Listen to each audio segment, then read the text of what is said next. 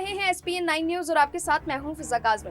राजस्थान विधानसभा चुनाव में 2 साल से ज्यादा का वक्त बाकी है, लेकिन अभी से ही सियासी बिसात बिछाई जाने लगी है। राजस्थान बीजेपी नेताओं में चल रही खेमेबाजी के बीच देव दर्शन के बहाने शक्ति प्रदर्शन किया जा रहा है। बीजेपी प्रदेश अध्यक्ष सतीश पूनिया ने बांसवाड़ा में त्रिपुर सुंदरी में मां के दर्शन कर पूजा अर्चना की। वहीं पूर्व मुख्यमंत्री वसुंधरा राजे ने रविवार को ही भरतपुर के गोवर्धन स्थित गिरिराज मंदिर में दर्शन और पूजा अर्चना से अपनी 2 दिवसीय देव दर्शन यात्रा की शुरुआत कर दी है।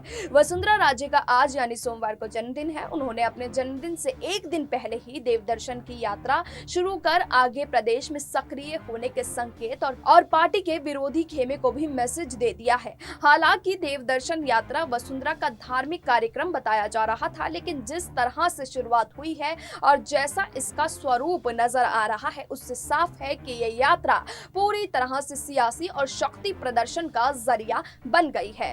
पूर्व मुख्यमंत्री वसुंधरा राजे के देव दर्शन कार्यक्रम की शुरुआत में करीब 25 बीजेपी विधायक और 5 सांसदों के अलावा 50 के करीब पूर्व विधायक जुटे हुए हैं। वसुंधरा राजे ने इन समर्थक विधायकों सांसदों के साथ मंदिर में दर्शन और पूजा अर्चना के अलावा गोवर्धन परिक्रमा भी की।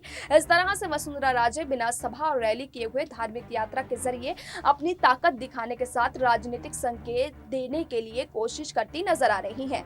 वसुंधरा राजे ने कहा कि आज आपको याद दिलाना चाहती हूं कि राजमाता विजय राजे सिंधिया के बारे में जिन्होंने दीपक जलाने और कमल खिलाने का काम किया। उन्होंने दीपक की लौ को कभी कम नहीं होने दिया और न ही कभी कमल को मुरझाने दिया। उनके रंग रंग में बीजेपी और राष्ट्रवाद भरा था। मैं उन्हीं की बेटी हूं, याद रखो। वसुंधरा राजे ने बयान के जरिए पार्टी में अपने विरोधियों को अपने परिवार का जनसंघ से लेकर बीजेपी की मजबूती में दिए योगदान को याद दिलाया। इसके साथ साथ उन्होंने कहा कि राष्ट्रवाद की विचारधारा को पोषित करने के लिए उनके परिवार की अहम भूमिका रही है। वसुंधरा राजे ने मीडिया से बात करते हुए कहा कि मैं गिरिराज भगवान के सामने प्रार्थना करती हूं कि वो हमें ताकत दे। 2 हिस्सों में बटी हुई गहलोत सरकार को मिलकर उखाड़ने का काम हम करेंगे। वसुंधरा राजे का ये बयान उनके राजस्थान की राजनीति में सक्रिय बने रहने के संकेत है। एक तरफ से साफ है कि वो भले ही बीजेपी की राष्ट्रीय उपाध्यक्ष हो, लेकिन राज्य की सियासत से दूर नहीं जाएंगी।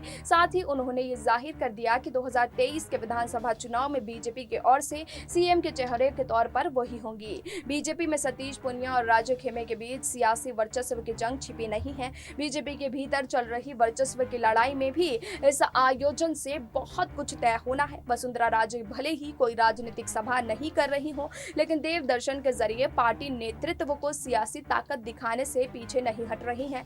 हालांकि राजे और पुनिया गुट के बीच सियासी टकराव को विराम देने के लिए बीजेपी के राष्ट्रीय अध्यक्ष जेपी नड्डा जयपुर पहुंचे थे और उन्होंने सभी नेताओं को एक मंच पर लाकर सियासी संदेश देने की कोशिश की थी। इसके बावजूद वसुंधरा राजे ने अपने समर्थक नेता और विधायक के साथ देव दर्शन की यात्रा शुरू कर राजनीतिक संदेश देना शुरू कर दिया है। फिलहाल अभी के लिए इतना ही, लेकिन देश और दुनिया की तमाम बाकी खबरों के लिए आप जुड़े रहिए एसपीएन 9 न्यूज के साथ।